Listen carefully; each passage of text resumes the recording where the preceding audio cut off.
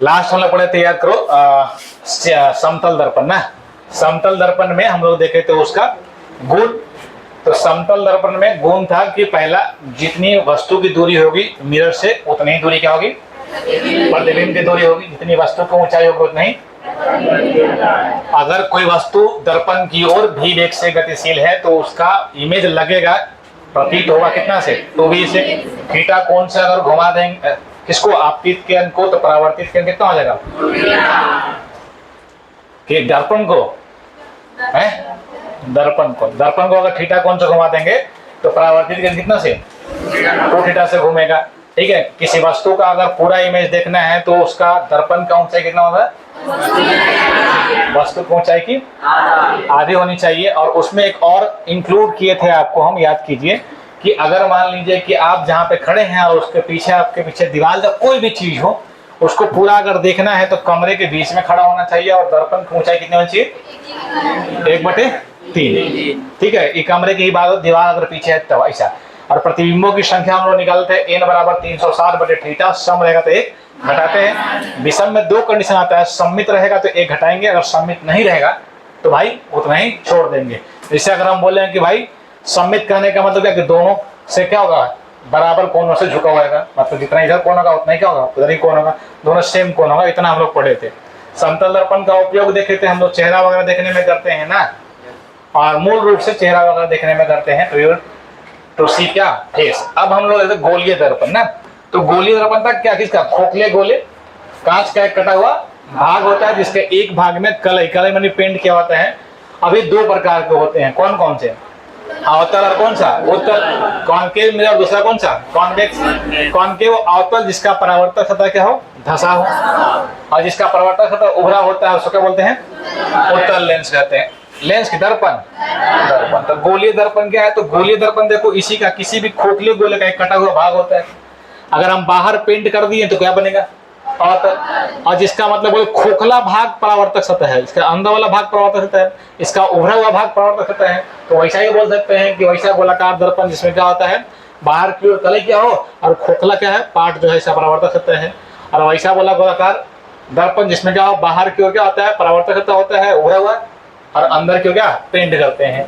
तो गोलीय दर्पण क्या था, किसी खोखले गोले कांच का कटा हुआ एक भाग होता है, जिसका एक सतह क्या, कलई क्या होता है। तो किसी भी एक सतह, तो भाई इससे जो बनेगा कट के क्या बनेगा, अवतल दर्पण बनेगा। यहाँ जो बना हुआ कौन सा, अवतल, और ये कौन सा, उत्तल। इसके बारे में चर्चा हम आगे कर लेते हैं। ठीक है। गोलीय दर्पण मुख्य रूप से कितने प्रकार के, 2 प्रकार के, कौन कौन, अवतल दर्पण और कौन सा, उत्तल दर्पण। 2 प्रकार के होते हैं। ठीक है। नहीं पढ़ना है तो जा सकते हो, ठीक है, नहीं तो ध्यान से सुनो। कॉनकेव मिरर कहते हैं किसको है, ठीक है। तो अवतल दर्पण एक गोलाकार दर्पण होता है, जिसकी बाहरी, क्या बोल रहे हैं, कोई कुछ बोला, कुछ लोग को ज्यादा बुझाने भी लगता है, भी ध्यान रखना। तो अवतल दर्पण गोलाकार दर्पण होता है, जिसकी बाहरी सतह क्या होती है, पॉलिश की जाती है, और अंदर खोखली सतह क्या होती है, प्रकाश का परावर्तन होता है। या आप लिख दीजिए, वैसा दर्पण जिसका परावर्तक सतह क्या हो, वैसा दर्पण जिसका परावर्तक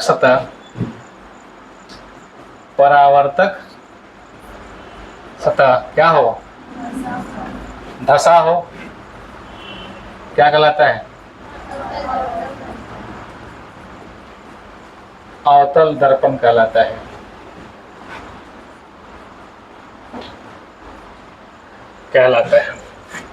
ठीक है।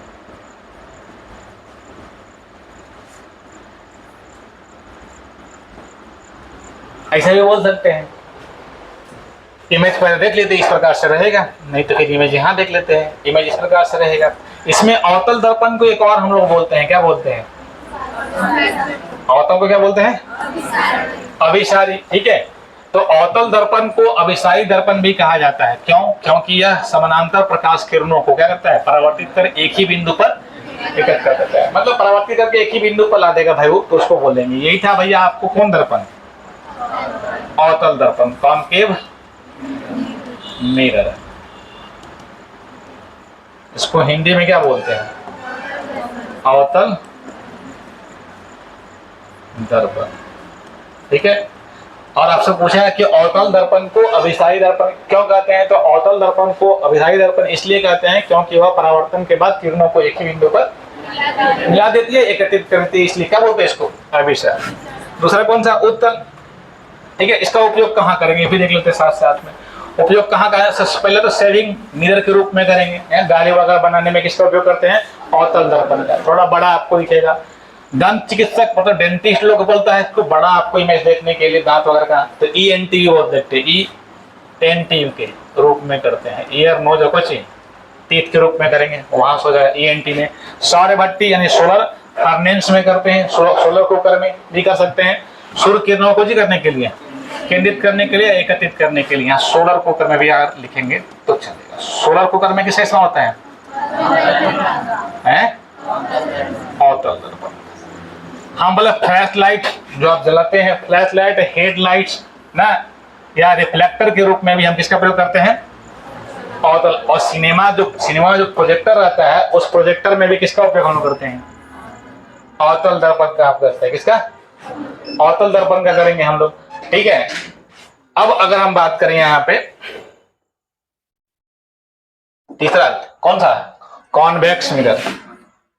तो कॉन्वेक्स मिरर क्या है भाई, तो कॉन्वेक्स मिरर था भैया, उत्तल दर्पण एक गोलाकार दर्पण होता है जिसमें अंदर की सतह क्या होती है, पॉलिश की जाती है, और बाहरी उभरी हुई सतह से प्रकाश का क्या होता है, परावर्तन। या वैसा दर्पण जिसका परावर्तन सतह क्या हो, उभरा हुआ हो, ठीक है, वैसा दर्पण हम बोल सकते हैं। इसका डेफिनेशन, वैसा दर्पण जिसका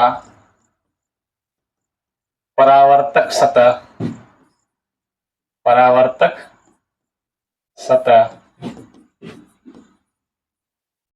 उभरा हुआ हो, क्या बोलते हैं, उसे उभरा हुआ ना, और अ से मतलब दरअसल की हम बात करते थे। ऐसा दर्पण जिसका परावर्तक सतह उभरा हुआ हो क्या कहलाता है, उत्तल दर्पण कहलाता है, उत्तल दर्पण कहलाता है।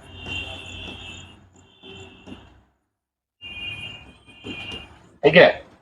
अब इसमें देख लो उत्तल दर्पण का इमेज कैसा होगा भाई, तो उत्तल दर्पण का इमेज इस प्रकार से होगा। अगर लिए हैं नहीं लिए, यहीं पे देख लो भाई,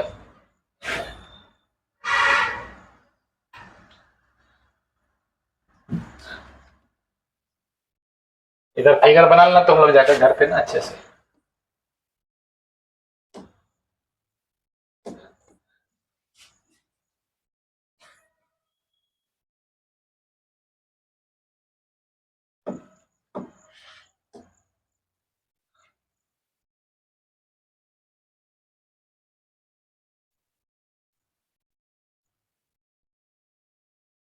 इसका अंदर सतह में पेंट करेंगे और बाहर सतह क्या होगा, परावर्तक सतह।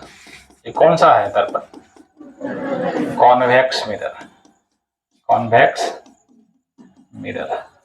ठीक है, इसको हिंदी में क्या बोलेंगे, उत्तल।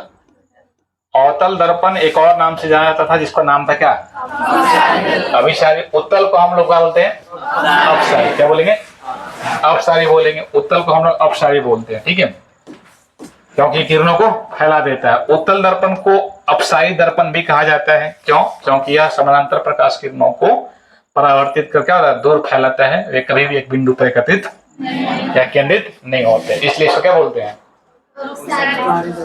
क्या बोलते हैं, अपसारी। ठीक है, तो दो चीज था इसमें। इसका उपयोग कहाँ करेंगे, तो इसका मेन जो, हाँ जाइए, तो अभी कह ले जा रहे हैं, पहले ही चल जाते हैं। अरे भैया तो आप पहले ही जाते हैं ना, ये बोल रहे हैं। गजब आदमी है, देखना उधर गिर मत जाना, जाकर के गिरना तो फोन नंबर है ना हमारा। देख भाई, जिसको नहीं पढ़ना ना, जैसे एक बंदा यहाँ पर गया अभी, अब उसके चलते वो बोला कि हमको काम है, अभी ई छुट्टी मांगा था हमको कि सर दर्द कर रहा है, और इशारा कर रहा है चल। ठीक है, तो उसको नहीं जान दिए, तो अब उसको रहल नहीं जा रहा है। ठीक है, अब रहल नहीं जा रहा है तो बोला कि हमको भी काम है, मतलब इसके बाद क्लास के बाद काम नहीं करेगा। ठीक है ना, और अभी हमारा यहाँ लग गया था ना, इसलिए हम नहीं उसको बात की, तो बात पक्का करते हैं। जाओ, तुमको पढ़ने का मन नहीं है तो, है ना, लास्ट घंटे आता है तो सब जितना भी ठीका पाटा वाला घर वाला है ना, मतलब चक्की उक्की जितना चलाता है सब, मोटर वोटर गैरेज उरेज सब, है ना, धान ओन बिहन उहन जितना उतना है सब, नली नाला सब एक चौथी एक घंटे में, है ना, चौथी एक घंटे में क्या करेगा वो, पूरा सब उदन थके जाना है सर। और अगर वो नहीं ना जान देते तो रुला के मर जाते वो, समझ रहे हैं। तो वही प्रॉब्लम है भाई, है ना, लास्ट तक एकदम समझ गजब वाले मुंह बना ले, नहीं देखा था ना उसको। अब बेचारा इशारा कर दिया कि चल, अब अब सहा नहीं रहा, उसको जाकर के अकेले भैया को मजा मारेगा मेला में जाकर के, है ना। मजा मारने का मतलब जैसा भी गर्मी लग रहा है, बगल में हमने का स्विमिंग पूल है और जाकर ने मतलब इसे कुतवन क्या करता है, देखे हो नहीं देखे हो, है हाइब्रिड की बात करें, हम लोग को तो गांव देहात में जो कुत्ता रहता है उन लोग अक्सर गर्मी में जाकर के वहां बैठ जाएगा, वही हाल है, ज्यादा गर्मी लग रहा होगा गया फिर, समझ गया इसको, नहीं समझा।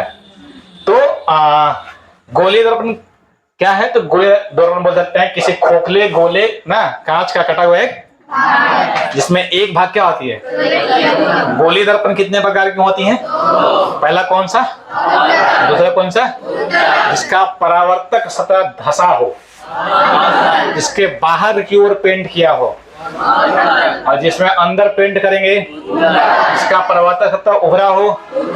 अभिसारी दर्पण के नाम से कौन जाना जाता है, और अपसारी से, चल ये नॉर्मल चीज है। अब इसको बोलते हैं कि इसका यूज कहाँ करेंगे, तो इसका यूज करेंगे हम लोग ना गाड़ी के, या बोल सकते हैं कि बस वाला इतना है साइड मिरर के रूप में, पश्च दर्पण के रूप में करते हैं। क्यों, क्योंकि भैया वो रियर व्यू मतलब भैया सीधा बना देगा प्रतिबिंब, और एक विस्तृत दृष्टि क्षेत्र का बनाएगा, इसीलिए उसको साइड मिरर के रूप में हम किसका प्रयोग करेंगे, उत्तल दर्पण का हम प्रयोग करते हैं। ठीक है, इसका कुछ यूज देख लेते हैं।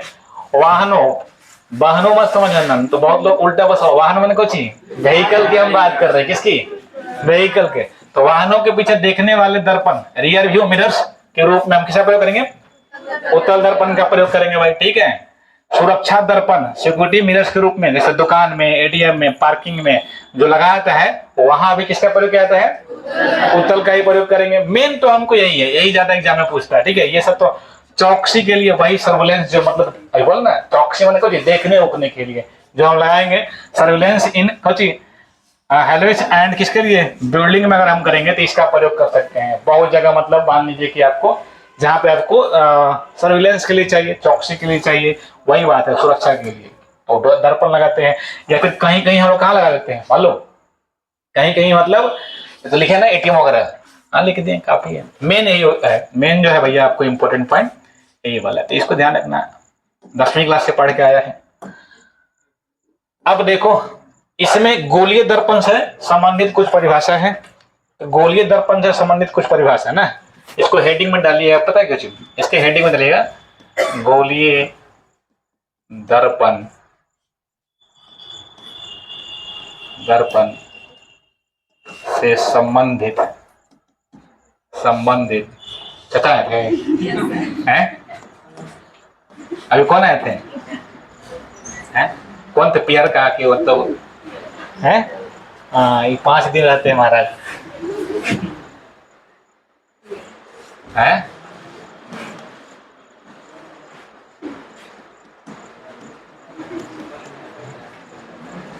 खाए में खाने में रे हैं, कौन बोल रहा है, हाँ तो चाइना का नहीं है तुम है, हाँ हो सकता है।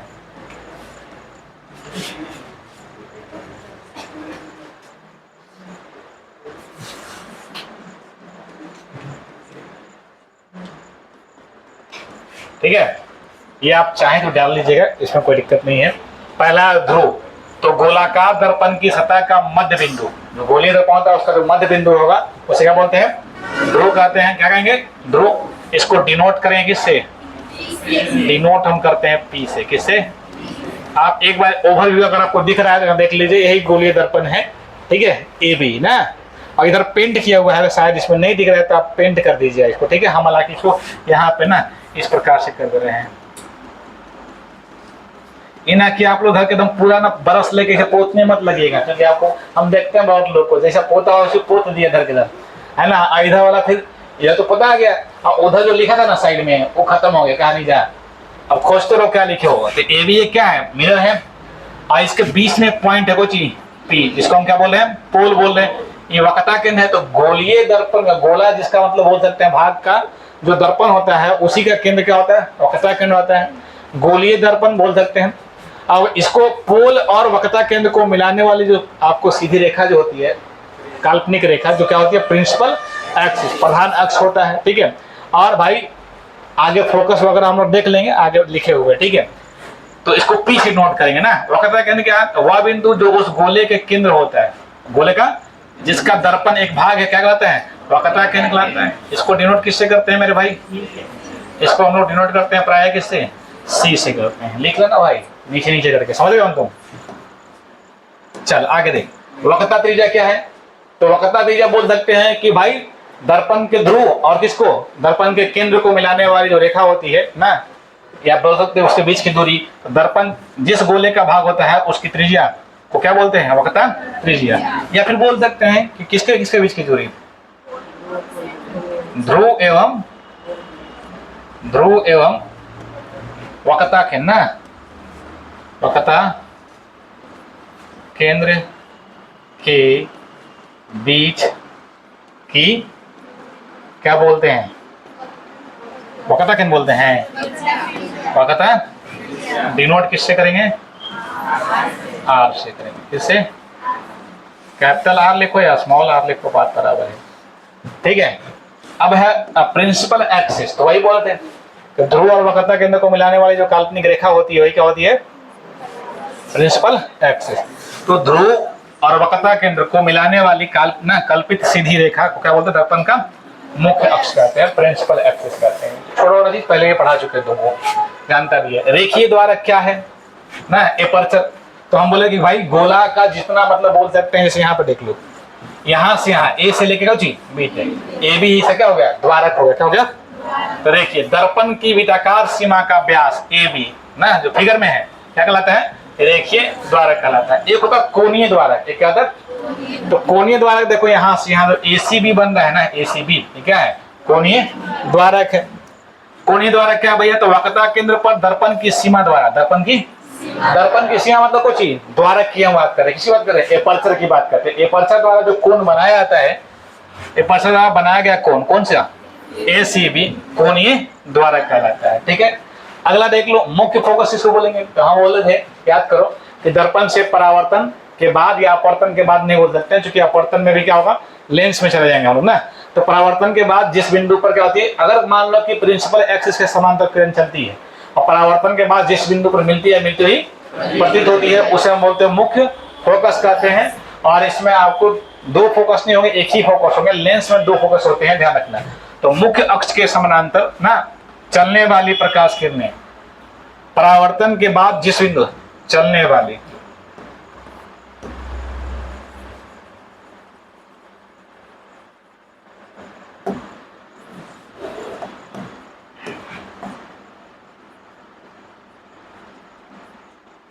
चलने वाली प्रकाश किरणें ना जिस बिंदु पर परावर्तन का जिस बिंदु पर वास्तव में क्या होती है, अभिक्षय मतलब कटती है, किसमें, अवतल दर्पण में, या जहां मिलती हुई क्या होती है, प्रतीत होती है, किसमें, उत्तल दर्पण में, वह बिंदु क्या कहलाता है, मुख्य फोकस कहलाता है। इसको डिनोट किससे करते हैं, डिनोट करते हैं एफ से। किससे, देख लेते हैं। यहां देखो ये कौन सा मिरर है, अवतल, तो इसमें प्रिंसिपल एक्सिस है, ठीक है, तुमको दिख रहा होगा। और ये जो भाई रेज जो है इसके प्रधान अक्ष के समांतर जाती है, और कहां पे मिल रही है, जिस बिंदु पर मिल रहे हैं उस बिंदु को हम क्या बोल रहे हैं, फोकस कर रहे हैं, उस बिंदु को फोकस कर रहे हैं। और देखो फोकस और पोल के बीच की दूरी को हम क्या बोलते हैं, फोकल लेंथ, फोकस दूरी बोलते हैं। ये कौन सा दर्पण है, उत्तल। तो उत्तल में भैया प्रधान अक्ष के समांतर बहुत सारी किरणें चली और ये क्या होती है, फैल जाती है। देखो एक ही बिंदु पर क्या कर रहा है, अभिषेक कर रहा है सारा का सारा, इसको बोलते हैं अभिसारी, और ये किरणें क्या कर रहा है, फैला दे रहा है, ठीक है, इसको क्या बोलते हैं अपसारी। और यहाँ पे लग रहा है किरणें यहाँ से आ रही है, तो इसको क्या बोलते हैं फोकस बोलते हैं। तो यहाँ से दो चीज हो गया भाई। अब है focal length, focal length focus दूरी। तो फोकस दूरी किसी दर्पण के ध्रुव और उसके मुख्य फोकस के बीच की दूरी को हम क्या बोलते हैं। ये लाइन हटा दो यहाँ से भाई, ये लाइन हटा दो, दो बार लिख दिए फोकस दूरी, ठीक है, ये लाइन हटा दो, क्या लिखेंगे, हाँ, किसी दर्पण के ध्रुव और उसके मुख्य फोकस के बीच की दूरी क्या बोलते हैं, फोकस दूरी। ज्यादा अच्छा रहेगा, वो सेंटेंस खराब हो रहा था वहां पे, ठीक है। और फोकल तल क्या था, फोकस तल था भाई, आपको फोकल तल या फोकस तल भी बोलते हैं। वैसा तल जो क्या होता है, आपको मुख्य फोकस से होकर गुजरता है, उसको क्या बोलते हैं, फोकल प्लेन बोलते हैं। तो फोकल तल वह लंबवत तल होता है जो मुख्य फोकस एफ से होकर गुजरता है और मुख्य अक्ष पे क्या होता है, लंबवत होता है। एक बात और इसको ध्यान रखना, यदि समानांतर किरणों का झुकाव थोड़ा हो और वे अवतल दर्पण में या अवतल दर्पण पे गिरते हैं, तो परावर्तन के बाद वे किरणें फोकल तल में किसी बिंदु पर क्या होगी, एक ही जगह मिल जाएगा, ठीक है। देख लो फिगर, फिगर देखो, ये है भैया कोची वैसा तल, ये जो प्लेन है, ठीक है, और ये प्लेन किससे जा रहा है, फोकस से जा रहा है। तो फोकस से अगर जा रहा है तो भाई जिस बिंदु में मिलता है, इस बिंदु से इस पर लंब है, और यहाँ से समानांतर प्रकाशीय किरणें आ रही है, यहाँ से दो समानांतर प्रकाशीय किरणें आई, दोनों के दोनों क्या है, समानांतर है, और फोकस तल पे कटेगा, कहाँ कटेगा। तो वही बात बोल रहे थे, क्या बोल रहे थे, यदि समानांतर किरणों का झुकाव थोड़ा हो और वे अवतल दर्पण पर गिरते हैं, तो परावर्तन के बाद किरणें कहाँ कटेंगी, फोकस तल के किसी बिंदु पर क्या होंगी, अभिसरित होंगी। तो ये दो रेज यहाँ से ऐसा चला, ठीक है, दो रेज की अगर हम बात करें, दोनों रेज अगर यहाँ से हम बोले तो दो रेज चल रहा है, ठीक है, यहाँ से एक रेज ये वाला और एक कौन सा ये, और दोनों कटा कहाँ, फोकल प्लेन पे कटेगा। तो हम बोल सकते हैं कि भाई ये एक प्रॉपर्टी है किसका, फोकल प्लेन का। और दूसरी बात ये कि जब कब होगा, जब पैरेलल रहेगा तभी होगा, अदरवाइज ऐसे नहीं होने वाला भाई, ध्यान रखना। ये बेसिक डेफिनेशन था किसका, गोलीय दर्पण में कुछ जो टर्म्स हैं उनका डेफिनेशन था। टर्म्स जैसे आपको ध्रुव हो गया ना, वक्रता केंद्र हो गया, वक्रता त्रिज्या हो गया, प्रिंसिपल एक्सिस हो गया, फोकल लेंथ हो गया, फोकल प्लेन बहुत फोकस ही बोल देते हैं, एपर्चर हो गया। तो सारा चीज दिमाग में रखना, दोबारा ही मिलेगा नहीं, फिर आपको मिलेगा लेकिन फिर वहां पे चर्चा नहीं करेंगे, आपको याद होना चाहिए। गोलाकार दर्पण की सतह पर इंपॉर्टेंट पॉइंट है, किसी भी बिंदु को उसके वक्रता केंद्र से मिलाने वाली रेखा उस बिंदु पर दर्पण के लिए क्या होती है, लंबवत होती है। ध्यान रखना, अगर वक्रता केंद्र से, सीधा सीधी मतलब है कि वक्रता केंद्र से दर्पण के किसी बिंदु पर उस लाइन को मिलाएंगे तो वह लाइन दर्पण पर क्या होगी, लंब, दर्पण पर क्या होगी, लंब हो जाएगी, ठीक है। अब साइन कन्वेंशन हम लोग पढ़े थे, कार्तीय चिन्ह परिपाटी है ना, चिन्ह परिपाटी इसको हिंदी में बोलते हैं, क्या बोलते हैं, चिन्ह परिपाटी। और कार्तीय चिन्ह परिपाटी भी हम बोल सकते हैं, परिपाटी जैसे भी लिख लो, किने से लिखाता है हर साइड देखे तुम समझ लेना। तो हम बोले थे कि जितना भी दूरी है सब कहाँ से मापेंगे, पोल से, ध्रुव से, कहाँ से, और याद करो बाएं जाएंगे तो क्या होगा माइनस, दाएं जाएंगे तो क्या होगा, ऊपर जाएंगे तो क्या होगा, नीचे जाएंगे तो माइनस। और इसमें एक खास बात है कि भैया वस्तु लेफ्ट साइड में रखना है, कहाँ रखना है, तो सभी किरण आरेख इस प्रकार बनाए जाते हैं कि आपतित प्रकाश बाएं से क्या चलती है, यानी वस्तु हमेशा कहाँ रखते हैं, बाएं। ये पहली बात बोला इसने कि भाई पहली बात क्या है कि वस्तु को हमेशा लेफ्ट में रखना, कहाँ रखना है, तो मिरर हमेशा कहाँ रहेगा, राइट साइड में, हमको समझना है। सभी दूरियां कहाँ से मापी जाएगी, दर्पण के ध्रुव से मापी जाती है। तीसरी बात, आपतित प्रकाश की दिशा में मापी गई दूरी क्या होती है, आपतित से समझे नहीं तो बाएं से दाएं जाएगा तो वैसे भी क्या होगा, प्लस हो जाएगा। मतलब ध्रुव की बाईं ओर, ध्रुव की दाईं ओर, इसका मतलब क्या है, ध्रुव की दाईं ओर क्या होगी, अरे बाएं से दाएं जाएगा तो जा कहाँ, दाईं ओर जा रहा है ना, तो दाईं ओर, ध्रुव के दाईं ओर क्या होगी दूरी, पॉजिटिव होगी, क्या होगी, पॉजिटिव, ठीक है। और ये ध्रुव की बाईं ओर, ध्रुव के बाईं ओर क्या होगी भाई, नेगेटिव होगी, समझ रहे हो, ये पहले पढ़ा दिया गया है। आपतित प्रकाश की विपरीत दिशा में मापी गई दूरी क्या होती है, ऋणात्मक। मुख्य अक्ष के लंबवत ऊपर की ओर मापी गई ऊंचाई को हम क्या लेते हैं, और नीचे क्या लेंगे, मुख्य अक्ष के लंबवत नीचे की ओर मापी गई जो दूरी होती है क्या होती है। तो सिंपल लॉजिक है यार, पोल से बाएं लेगा तो क्या होगा माइनस, दाएं लेगा तो क्या होगा, प्लस हो जाएगा, ऊपर ले तो नीचे लेंगे तो। और हम ये बात क्लियर बोल देते हैं कि भैया हम लोग हमेशा समझेंगे कि रेज जो आ रहा है कहाँ से आ रहा है, बाएं से।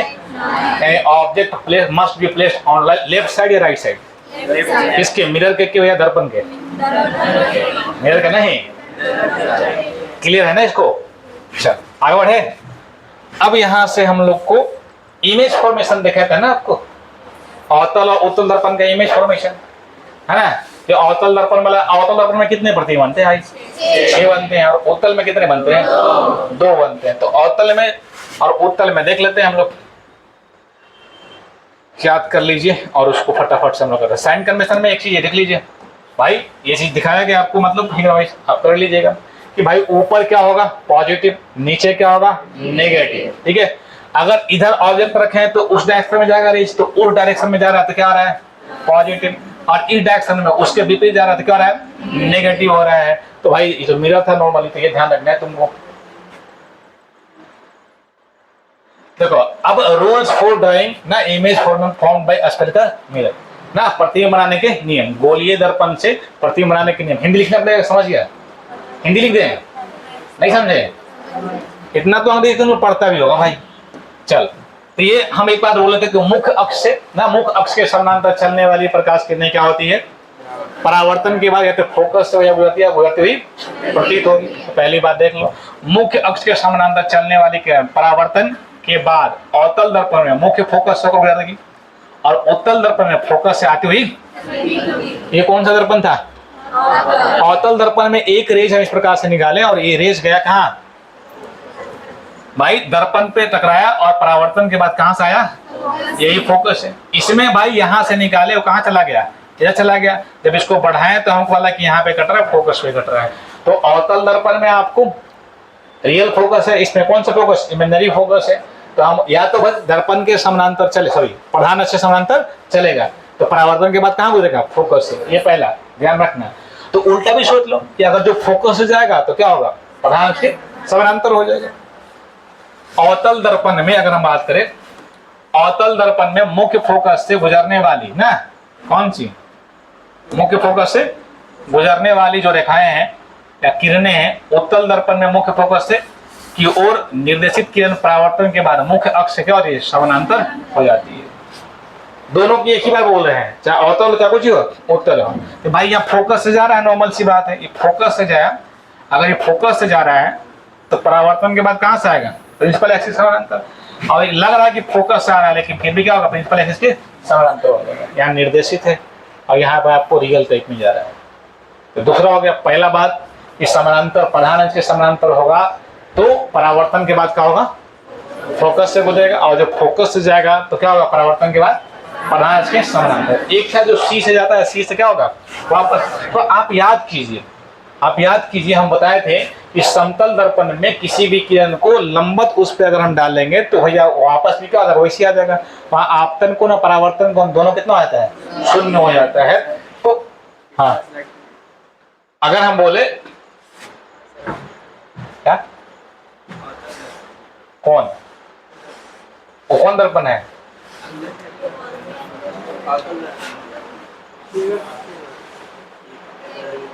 ठीक तो लिखे हैं भाई। अच्छा पेंट आएगा, पेंट कर दें, चल ले भाई, कोशिश कर दो, उजला से ब्रश से कर दे कि मुंह से, हैं क्या मुंह से पेंटिंग बनाते हुए नहीं देखा किसी को, हैं हम तो देखे हैं भाई, तुम देखा ही नहीं होगा तो दांत से आदमी है गला काट देता है।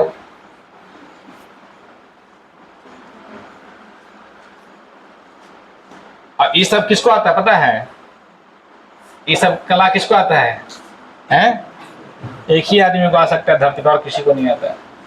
और तुम समझ रहे हो किसको आता है हम बोलना नहीं चाहते हैं, है ना। अब ठीक है ना भाई, ये कौन सा दर्पण हो गया, गलती से यहाँ देखा तो समझ में आया, इन्हें पेंट किया, पेंट हो गया ना, और कोई बात नहीं, वो पेंटिंग खेलते रहना घर पर जाकर के, ठीक है, उतना समझ में आ रहा ना भाई, इतना तो समझ में आना चाहिए तुमको। दूसरी बात, तीसरी बात देख लो, अवतल दर्पण में वक्रता केंद्र क्या होती है, वक्रता केंद्र से होकर गुजरने वाली कोई चीज किरण, और उत्तल दर्पण में वक्रता केंद्र की ओर निर्देशित, निर्देशित मतलब भाई वहां से लग रहा है कि आपको आ रहा है ना, निर्देशित होती, क्या लिख दिया, निर्देशित किरण लिखना चाहिए, वहां गलत है ना। अवतल दर्पण में वक्रता केंद्र से होकर गुजरने वाली किरण और उत्तल दर्पण में वक्रता केंद्र की ओर निर्देशित सामान्य रूप से क्या होती है, ये हटा दो भाई यहाँ से।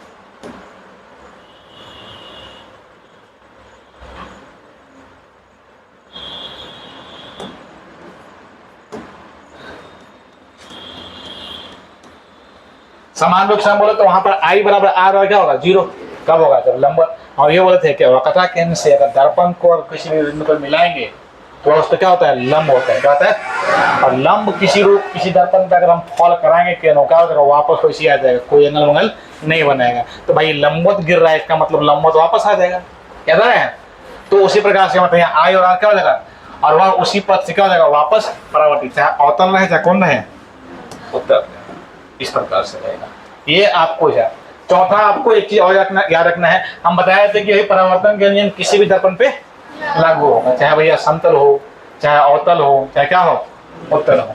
तो ध्रुव पर किसी भी कोण पर आपतित किरण के लिए ना परावर्तित किरण परावर्तन के नियमों का करती है, पालन करती है। मतलब अगर हम बोले, समझ लो यहीं पे भाई इसको, कि अगर हम बोले कौन सा दर्पण है भैया, कौन सा दर्पण है, और ये कौन सा दर्पण है, कौन सा है, उत्तल। यहाँ पर एक ना प्रिंसिपल एक्सिस ऐसा हम खींच दिए हैं, यह प्रिंसिपल एक्सिस खींच दिए इस प्रकार से, यहाँ से एक किरण चलती है इस प्रकार से, यहाँ आपतित होती है और वैसी क्या हो जाएगी, परावर्तित। तो यहाँ जितना ये बनेगा उतना ही कौन सा बनेगा, ये बनेगा। यहाँ पे अगर हम उत्तल दर्पण की अगर हम बात करते हैं, यहाँ पे एक रेज इस प्रकार से आती है ना, तो भाई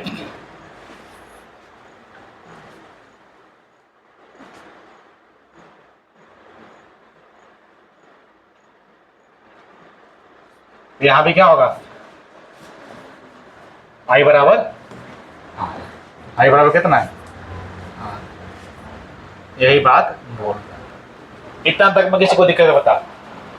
अब हम लोग देखेंगे भाई अवतल दर्पण में प्रतिबिंब की स्थितियां, तो अवतल दर्पण में कितना प्रतिबंध था, 6 गो। तो अवतल दर्पण में, अवतल दर्पण, तो अवतल दर्पण के लिए आपको हम बताए थे, याद कर लीजिए, अवतल दर्पण में, ठीक है, ससुरारी हम लोग खेले थे, याद है आपको, हैं, नहीं याद है, हैं, किनकर पूछना पड़ेगा ना, तब घर पे जाकर, हैं, कौन दर्पण है, हैं, कोई दर्पण नहीं है, नॉर्मल दर्पण। अब कौन सा है, अवतल दर्पण, ठीक है।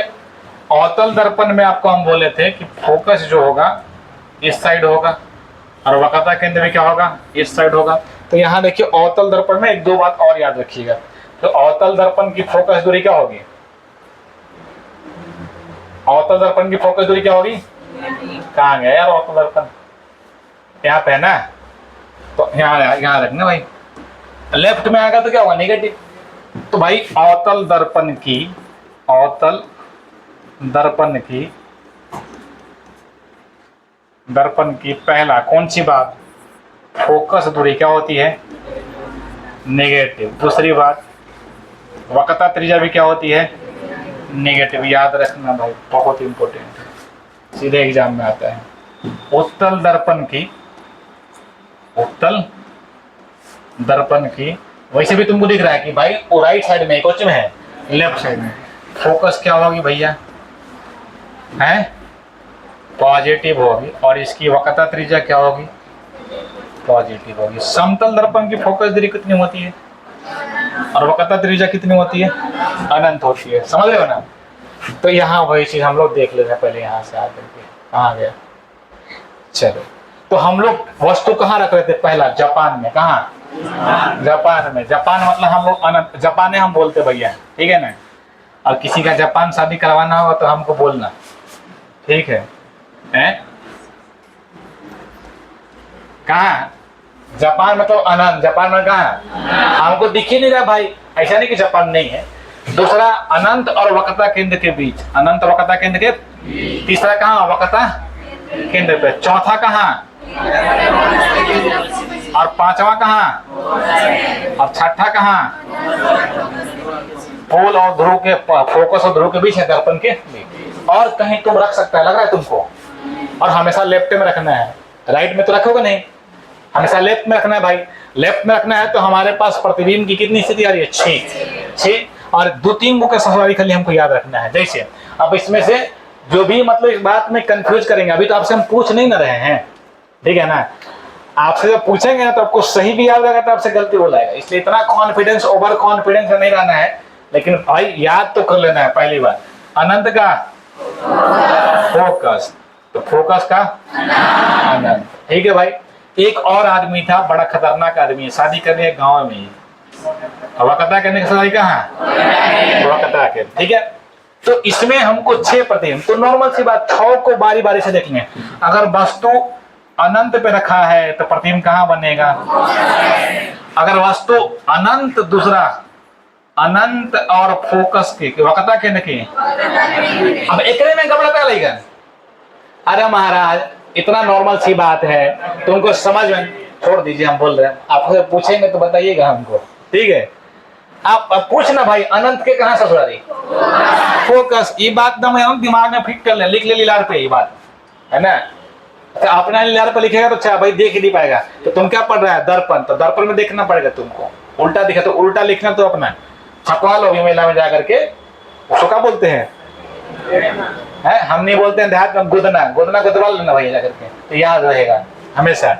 तो अनंत का सवारी फोकस कहाँ? और वक्रता केंद्र की, तो फोकस वक्रता केंद्र के बीच बनेगा। एक गबड़ा पूरा का पूरा गबड़ा जाएगा। लेकिन तीसरा कहाँ बनेगा भाई? वक्रता केंद्र का सवारी कहाँ? चौथा वक्रता केंद्र फोकस के, फोकस के, वक्रता केंद्र सवारी और फोकस के अनंत, ठीक है। पांचवा कहाँ रखोगे? अब फोकस के, जब अनंत के ससारी फोकस है तो जाहिर सी बात है क्या ना, और दूसरा जगह करवा दिए तो मार हो जाएगा फिर, समझ रहे हो? है? नहीं समझे? समझाए? नहीं समझे भाई तुम लोग। अगर मान लो कि तुम्हारा कहीं शादी कर दिए, तुम्हारे बाबूजी तुम्हारे शादी मान लो कहीं कर दिए, मान लेना भाई कहीं मतलब ऐसा गांव का नाम जहाँ पर मतलब त्रिपुरारी बिहा कर दिए मान लो, ठीक है? अरे गांव का नाम यार नहीं है, हाँ तो है भारतीय पर है, ठीक है, बिहार में औरंगाबाद डिस्ट्रिक्ट में है। तो त्रिपुरारी बिघा मान लीजिए कर दिए उसको, किसको? लड़का को। लड़का के दुर्भाग्य से नाम भी गाँव वाला नाम पे था, ठीक है। अब वो लड़का का शादी वहां तो हो गया, समस्या क्या बोले को? अब मान लो कि लड़का का शादी कहाँ हुआ? त्रिपुरारी बिघा, ठीक है, लड़का अम्बा का था। अब लड़की की शादी मान ले कहीं और होगा तो फिर कपड़ा ना जाएगा फिर, तो लड़की की शादी कहाँ चाहिए? अम्बा, और लड़का का ससुराली कहाँ? त्रिपुरारी बिघा। अगर लड़की की अगर मान लो ससुराली जापान में हो गया तब तो लोचा है भाई, समझ रहे हैं ना? तो वही बात हम बोल रहे हैं कि अनंत के जब फोकस होगा तो फोकस के तो अनंत होना ही चाहिए भाई, याद करने के लिए थोड़ा ना है, जाहिर सी बात है, क्लियर सी बात है। और सारे पात्र क्या हैं? काल्पनिक हैं।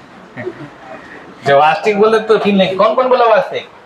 हाँ तो तुम्हारे ऊपर लेंगे फिर, ठीक है। तो हरेंद्र सर को बोल दीजिए कि वास्तविक वास्तविक मत कहिए, क्या जी? फोकस और पोल के बीच, फोकस और पोल, पोल यानी कह सकते हैं दर्पण के बीच, इसके बीच। और यही एक है भैया बहुत खराब काम कर रहा था दर्पण के। और कोई भी चीज सामने होता है तो कौन होता है? रियल होता है। क्या होता है? वास्तविक ना होगा, वास्तविक होगा। तो ये भैया 5 कंडीशन में ना, ये 5 कंडीशन में क्या बनता है? वास्तविक। और ठीक है, और ये क्या बनेगा? काल्पनिक या आभासी। काल्पनिक या आभासी। बाकी आगे हम लोग चर्चा कर लेंगे। इसे पढ़े हैं हम लोग, ऐसा नहीं पढ़े हैं, पढ़े हैं ना? तो देख लेते हैं फटाफट से, हम लोग देख लेते हैं। देख भैया, और यही आदमी बड़ा खतरनाक आदमी, इन्हें रहेगा तो छोटा बनता है, इन्हें जाएगा तो क्या बनेगा, छोटा बनेगा, और इन्हें जाएगा तो क्या बनेगा, बड़ा बनेगा, और एक रे पर रहेगा तो क्या बनेगा, बराबर। यही डिसाइडर है, यही कौन डिसाइडर है, सी। खतरनाक आदमी है, गांव में शादी करके भैया लेकर के बहका रहा है, समझ रहे हैं? देख पहला बात, हम पोजीशन ऑफ इमेज, इतना अंग्रेजी चलता है, हैं? पोजीशन ऑफ ऑब्जेक्ट, किसका, ऑब्जेक्ट को, वस्तु की स्थिति। कैसा स्थिति तुम लोग के हैं? हाँ तोरा भी खोजवान दिए इसीलिए। किरण आरेख, किरण आरेख, शांति से बैठो, हैं? प्रतिबिंब, इसको वस्तु को कहीं कहीं बिंब भी मिल जाएगा लिखा हुआ, तो टेंशन लेना है। बिंब अगर मिल गया तब तो प्रतिबिंब की कौची स्थिति। और क्या बोले, बबलू नहीं है, ऐसी रहने के लिए बोलते हैं, कैसा कितना हैंडसम, काला लगा लेता है, एक तो हमने अपने करिया आदमियों पर साफ करिया लगा ले अंदर के अंदर। मतलब nature and size of image ना, प्रतिबिंब की प्रकृति एवं आकार, समझ जाओगे। प्रतिबिंब की अगर हम चाह जाएंगे तो भाई तुमको लगता है कि तुम लगा के आ जाओगे मेरे क्लास में, हैं? लेकिन तुम्हारा सोच है तो लगा ले भाई, हम क्या करें, हैं? किसी किसी को लगता है कि वैसे लगाने पर हैंडसम दिखते हैं, क्या रे, हैं? क्योंकि बेचारा अभी कितना साल होगा तुम्हारे, 16-17 साल। हाँ मोस्ट डैडी आ गया तो छुपा रहा है, क्या लड़के हैं क्या, इसीलिए। मैग्निफिकेशन मैंने कौन सी, आवर्धन, आवर्धन, ठीक।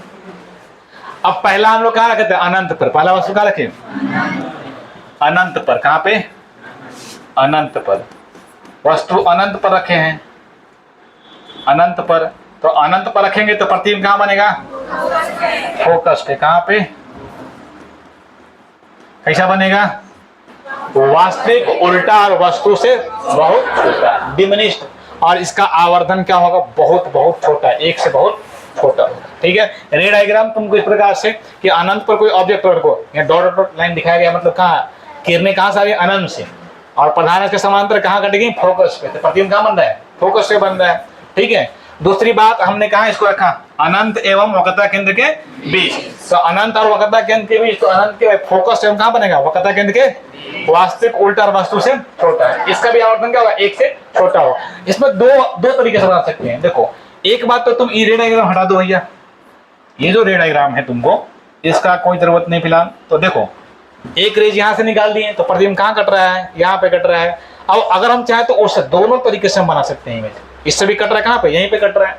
तो दो प्रकार से बना सकते हैं। जब हम अनंत और वक्रता केंद्र के बीच रखेंगे तो फोकस वो कहाँ बनेगा, वक्रता केंद्र के बीच। और इसके लिए दो कंडीशन में दोनों फिगर आपको सही है, कोई गलत नहीं है। दोनों फिगर का बना दिया तो कोई दिक्कत नहीं है, एक भी बना सकते हैं। तीसरा कहाँ रखेंगे, वक्रता केंद्र पर। लेकिन आप जब लिखिएगा ना तो 6 एक साथ, ना कि मान लो कि यहाँ पर हम हेडिंग डाल दिए तो मेरा तो यहाँ स्लाइड खत्म हो गया। अब स्लाइड खत्म हो गया तो नॉर्मल सी बात है कि भैया अगर तुमको समझने के लिए हम एक साथ लिख दिए, ना कि फिर तुम भी लिख देना, क्या समझ रहे हो। तो इतना तो होशियार तुम लोग हम समझ रहे हैं, अगर तुम नहीं है तो फिर देखा जाएगा। वक्रता केंद्र पर रखेंगे तो कहाँ बनेगा, वास्तविक उल्टा और वस्तु के आवर्धन कितना हो जाएगा, 1 के बराबर हो जाएगा, ठीक है। और इसका रे डायग्राम है। ए बी क्या था, ए बी आपका ऑब्जेक्ट, यहाँ से रेज निकला, यहाँ से रेज निकाले, कहाँ कट गया भैया, यहाँ पर कट गया ना, यहाँ पे कटा, एडस बीडस एक इमेज बन गया, ठीक है। और वक्रता केंद्र हम किसके, फोकस के बीच अगर रखते हैं तो वक्रता केंद्र किसके बीच बनेगा, अनंत के बीच बनेगा। वास्तविक उल्टा और वस्तु से बड़ा बन जाएगा। जैसे भैया आपको सी पार किया क्या बनेगा, बड़ा। और मैग्निफिकेशन क्या होगा, 1 से बड़ा हो जाएगा, ठीक है। इसका रे डायग्राम देख लो। ये भी एक ऑब्जेक्ट रखा है, यहाँ से रेज निकाला इस प्रकार से, इस प्रकार कट गया, यहाँ से आप फोकस जाएगा तो प्रिंसिपल एक्सिस के समानांतर आ जाएगा। तो तुमको मिलेगा भी क्वेश्चन ना कि जब वस्तु कहाँ हो, जब वस्तु वक्रता केंद्र और फोकस के बीच रखा गया है तो उसका रे डायग्राम ना किरण आरेख खींचे, किरण आरेख खींचे। 2 नंबर का इस प्रकार से कभी कभी दे देता है क्वेश्चन। पांचवी देखो फोकस पर रखेंगे तो कहाँ बनेगा, अनंत पर। वास्तविक उल्टा वस्तु से क्या बनेगा, बड़ा। मैग्निफिकेशन यहाँ भी एक से क्या होगा, बड़ा हो जाएगा। और रे डायग्राम इस प्रकार से है, ये आगे जाके किरण कटवे नहीं करेगा, तो कहाँ बनेगा, अनंत पे। और फोकस एवं दर्पण के बीच में रखेंगे तो क्या बनता है, दर्पण के। और दर्पण के पीछे कोई भी काम काल्पनिक होगा, क्या होगा। और आभासी को ही क्या बोलते हैं, काल्पनिक बोलते हैं। और इसका आवर्धन एक से क्या होगा, बहुत बहुत बड़ा होगा। तो ये मिरर के देखो पीछे इमेज बन रहा है, मिरर के पीछे। तो ये भैया ये भी ऑब्जेक्ट है, इसका बना एडा फीडा की बहुत छोटा देखो वस्तु है, इमेज बड़ा बन गया। इसका मतलब है कि प्रतिबिंब बहुत बहुत क्या है, बड़ा है। तो भाई अवतल दर्पण में कितनी स्थिति इमेज की, 6। और उत्तल में आपका कितना, 2 था। उत्तल में कितना है, 2। डायरेक्टली देख लेते हैं। तो उत्तल दर्पण में पहला कहाँ रखें, अनंत पर। कहाँ रखें, तो कहाँ बनेगा, कहाँ बनेगा, फोकस पे। दर्पण के पीछे बनेगा, लेकिन कहाँ बनेगा, फोकस पे।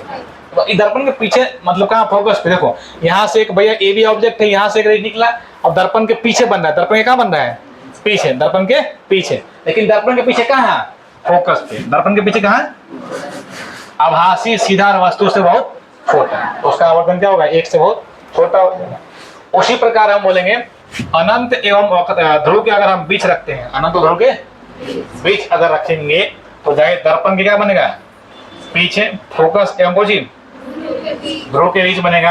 आभासी सीधा वस्तु से क्या बनेगा, छोटा। मैग्निफिकेशन 1 से क्या होगा, छोटा होगा। पहले पढ़ा चुके हैं, इसमें नया चीज आपको सिखाने की जरूरत नहीं है। बस रे डायग्राम आप कर लीजिए अच्छे तरीके से, ठीक है। पानी पिला दो। कितना टाइम हो रहा है, पार्लर नहीं खत्म होगा, 5:20। कहाँ देख लिया,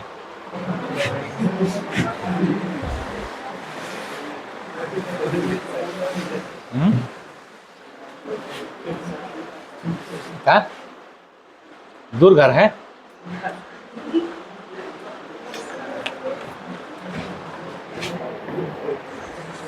अभी तो बहुत बचा यार इसमें है? अभी इसमें हमको करना है उत्तल दर्पण से कुछ आर और एफ में संबंध स्थापित करेंगे। फिर क्या बचा होगा, मिरर फॉर्मूला बचा होगा अवतल में और फिंकोची में। उत्तल में बचा होगा, फिर क्या बचा होगा, मैग्निफिकेशन होगा, फिर संबंध पढ़ाना होगा हमको। अभी बहुत सारा चीज है, ठीक है। अभी तो है, टाइम ज्यादा नहीं हो रहा है, ये हो जाएगा, नहीं हो पाएगा, नहीं ना होगा। हाँ हमको मालूम है नहीं होगा, यही था ना हो, आर और एफ के बीच संबंध। इसको कल हम लोग कर लेंगे इसको अगले क्लास में। तीन ही हमको करना, मैग्निफिकेशन करना, मेरा फॉर्मूला मैग्निफिकेशन और वो चीज। हाँ और तो ना होगा तो होगा, नहीं होगा तो फिर नहीं होगा, ठीक है।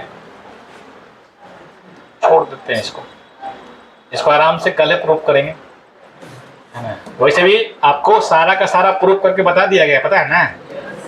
खाली आपको यहाँ बस नोट्स मिल जा रहा है पीडीएफ फॉर्मेट में, ताकि आप जाके लिख के भैया रख दीजिए। जब एग्जाम आएगा तो 3 महीना पहले आपको पढ़ना होता है। अभी नहीं ना पढ़िएगा आप लोग, हैं? हाँ एकदम अभी नहीं पढ़ना, अभी पढ़ लेगा मान लो तो दिक्कत हो जाएगा क्या। अभी एकदम नहीं पढ़ना है भाई।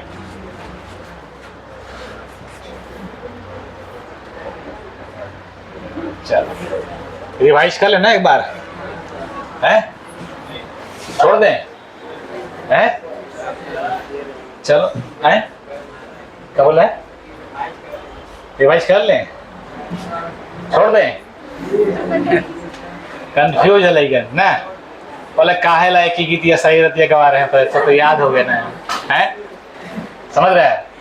और तो नहीं एक एक फोटोया अपन खींच के मार व्हाट्सएप पर डाल ले है, वो नहीं बोल रहा है। तो मतलब वहाँ पर एक एक आदमी बार बार कहला रहा है पढ़ने, कभी तुम आओ, कभी अपना मम्मी को भेजो, कभी अपना पापा के भेजो, कभी अपने भैया के भेजो, अपना है ना छोटका भाई के भेजो। तो तुम अकेले अकेले कहा, तुम तो एक ही चेहरा हम देखे देखे तो मतलब समझ रहे ना, है? ऐसा हम नहीं बोल रहे भाई, ऐसा तुम लोग बोल रहे हैं, समझ रहे ना। ऐसा हम बोले कहा सर एक ही मतलब बात बार बोल रहे हैं, है ना।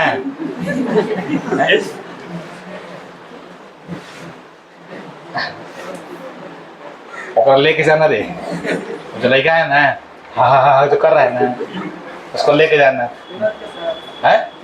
ना विनोद के भाई है, ठीक है, सनोज उसको नाम धर देते हैं, ठीक है ना, ठीक है, और आप बहुत झरवा देना जाकर के, ठीक ना, रहा कर रहा है? हम तो सुने कि लेडीजे में खाली हो जाता है, इधर महुआ धाम नहीं गया ना रे, है? चल, हाँ 5 मिनट टाइम है, फटाफट से कर लो। ऑप्टिक्स के फादर एटम, ऑप्टिक्स में प्रकाश के प्राकृतिक गुण और उसमें होने वाली घटना। ऑप्टिक्स कितने प्रकार के? किरण प्रकाश की, और किरण प्रकाश की फादर तरंग के, किरण प्रकाश को किरण रूप में अध्ययन करते हैं, तरंग प्रकाश में प्रकाश ऊर्जा के एक चमक तरंग के रूप में स्वयं दिखती बल्कि देखने की अनुभूति। प्रकाश की चाल निर्वात में कितनी? प्रकाश के वेग का गणना सबसे पहले कौन किया? प्रकाश का चाल किस पे निर्भर करता है? माध्यम के अपर्तनांक पे, किस पे? या माध्यम पे निर्भर करता है, ठीक है। और प्रकाश कैसा तरंग है? प्रकाश द्वारा अपनाए गए पथ को क्या बोलते हैं? प्रकाश का तरंग दर कितना होता है? 3900 से या फिर 460 नैनोमीटर से, कितना? 400 से 760। ये भी याद रखेंगे आप लोग, ठीक है ना, ये आता है कभी कभी एग्जाम में, ठीक है। तो प्रकाश द्वारा अपनाए गए पथ को क्या बोलते हैं? किरणों के समूह को। किरण पुंज कितने प्रकार के? पहला कौन सा? दूसरा, तीसरा। वैसा प्रकाश पुंज जिसमें किरणें एक ही बिंदु पर मिलती हैं, एक बिंदु से निकलती हैं, एक दूसरे के समानांतर होती हैं। समानांतर। एक का सघन माध्यम है, कौन सा? जिसमें पार्टिकल बोल सकते हैं, जिसका घनत्व ज्यादा हो, कौन सा? जिसका पार्टिकल का घनत्व कम हो, कौन सा? माध्यम भी अलग अलग हम लोग 3 प्रकार के देखे थे। पहला कौन सा? पारदर्शी। पहला कौन सा? दूसरा, तीसरा। वैसा माध्यम जिसमें किरणें आर पार हो जाती है और वस्तुएं दिखाई देती हो। वैसा माध्यम जिससे किरणें आर पार नहीं होती, वस्तुएं दिखाई नहीं देती हो। वैसा माध्यम जिसमें किरणें आंशिक रूप से पार होती है और वस्तु कुछ दिखाई देता है, कुछ नहीं दिखाई देता है। अपार, पारभासी। क्लीन कांच कौन सी है? साफ पानी, तेल लगा हुआ कागज, घिसा हुआ कांच, दीवार, लकड़ी।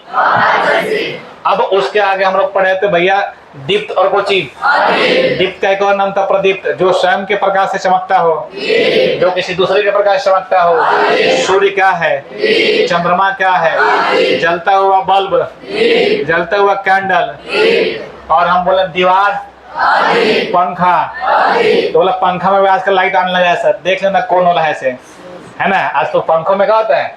लाइट आना। तो भाई जलता हुआ पंखा, तो जलता हुआ पंखा कौन? आग लगा हुआ है? नहीं, वो रोशनी की हम बात कर रहे हैं, तो उसमें भी तो भाई जलता हुआ पंखा, तो वहां दीपक क्या होगा? दीपक दीप्त हो जाएगा, तो वो भी वहां पर दीप्त हो जाएगा, समझ रहे हैं ना। उसके बाद हम लोग देखे थे भाई कि पृथ्वी से सूर्य की दूरी कितनी है? 15 करोड़ किलोमीटर। पृथ्वी से सूर्य के बीच की दूरी कितनी? तो सूर्य का प्रकाश पृथ्वी तक पहुंचने में कितना सेकेंड? 500 की 520, 500। और मिनट में कितना? 8 मिनट। चंद्रमा का पृथ्वी से दूरी कितनी है? 3 लाख कौची। तो बोलो 3,84,000 पाउंड है? आप बोल दो किलोमीटर को जी। और सूर्य का प्रकाश चंद्रमा से टकरा कर, चंद्रमा का प्रकाश पृथ्वी तक आने में कितना समय? 1 पॉइंट। यदि कोई प्रकाश किसी सतह पर आपतित होती है तो कितने तरह की घटना घटती है? पहला कौन सा? परावर्तित हो सकता है। दूसरा कौन सा? और तीसरा कौन सा? पूरा का पूरा किरण अगर रिफ्लेक्ट करना है तो पेंट को जिसे कीजिएगा?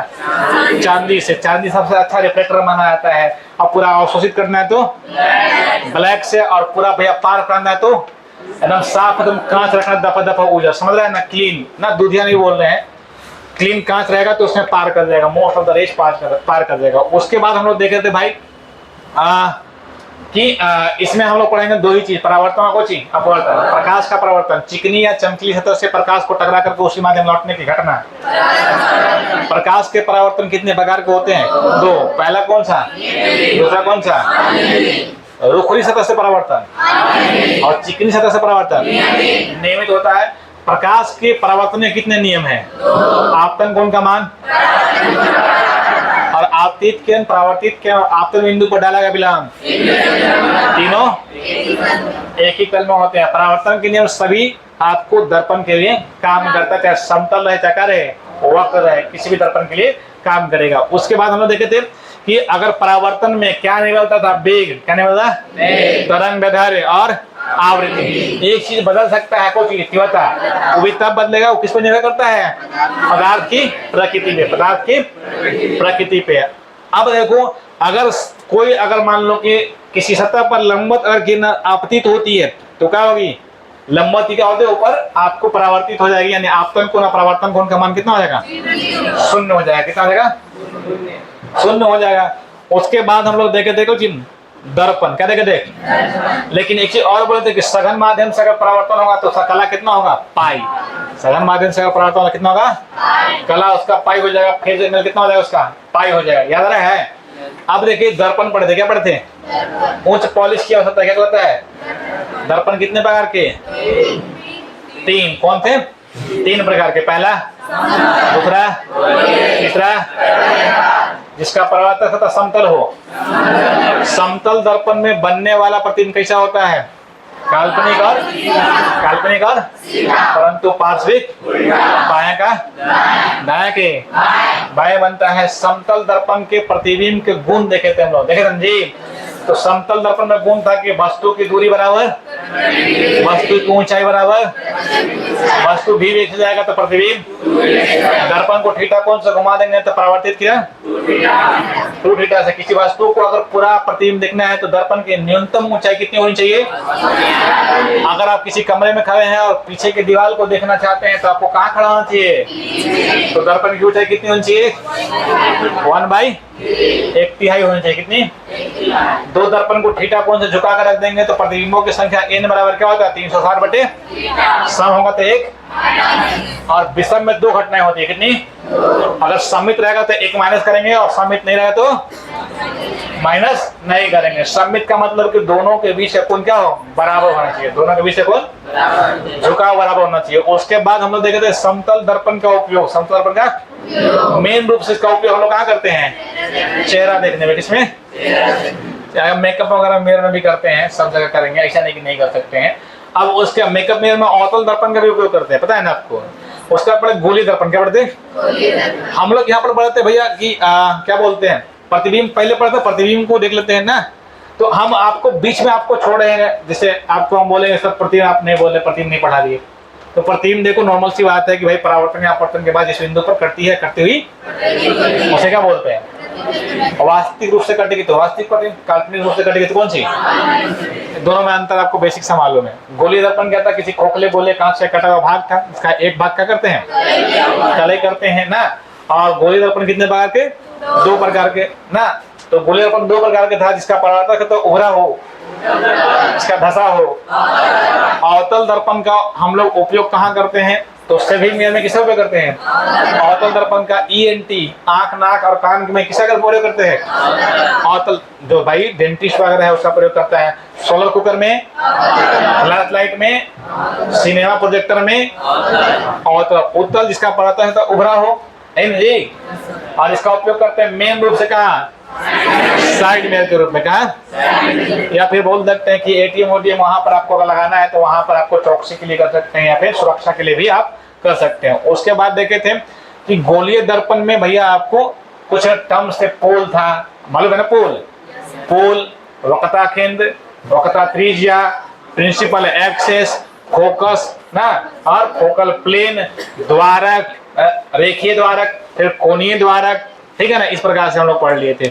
और उसके बाद हम लोग देखे कि अवतल दर्पण में और उत्तल दर्पण में प्रतिबिंब, कोई भी अगर रेज प्रिंसिपल एक्सिस के समानांतर जाती है, चाहे अवतल दर्पण हो चाहे क्या हो, उत्तल, हमेशा परावर्तन के बाद कहाँ से जाएगा, या तो फोकस से जाएगा या जाता हुआ प्रतीत होगा। अगर कोई फोकस से जाता है तो परावर्तन के बाद क्या हो जाएगा, प्रधान के समानांतर। फिर उसके बाद बताया था कि अगर वक्रता केंद्र से कोई रेज जाती है तो वापस किससे लौटेगी, अवतल दर्पण में प्रतिबिंब की कितनी स्थितियां हैं, 6 है। कितनी, और उत्तल दर्पण में 2 है। तो अवतल दर्पण में जो भैया आपको हम बता रहे हैं कि अवतल दर्पण में आपको याद रखना 6 है। अनंत के सुसारी कहाँ है? फोकस के वक्रता केंद्र के याद रखिएगा। और उत्तल दर्पण में हमेशा बनता है काल्पनिक। हमेशा क्या बनता है? सीधा। हमेशा क्या बनेगा? हमेशा छोटा बनेगा। हमेशा क्या बनेगा? तो उत्तल दर्पण में हमेशा जो प्रतिबिंब बनता है, उत्तल दर्पण में हमेशा जो प्रतिबिंब बनता है वो हमेशा कैसा बनेगा? तो इसमें हमेशा बनेगा काल्पनिक। हमेशा क्या बनेगा? हमेशा काल्पनिक के एक और नाम कोची? आभासी। क्या बनेगा?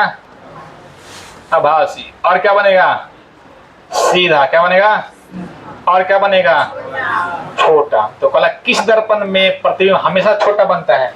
ये अवतल में। अवतल में वास्तविक भी बनता है, काल्पनिक भी बनता है, बड़ा भी बनता है, छोटा भी बनता है, क्या बनता है? उल्टा भी बनता है, क्या बनता है? सीधा भी। लेकिन उत्तल दर्पण में हमेशा आभासी, हमेशा सीधा, हमेशा छोटा। हमेशा कौन बनेगा? छोटा बनेगा। समझ रहे हो?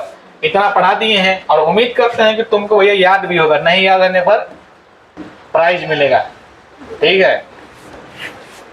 अब प्राइज में पूरा आद्रा मेला आपको घुमा देंगे, जितना 1 लाख 2 लाख खर्चा कीजिए आप।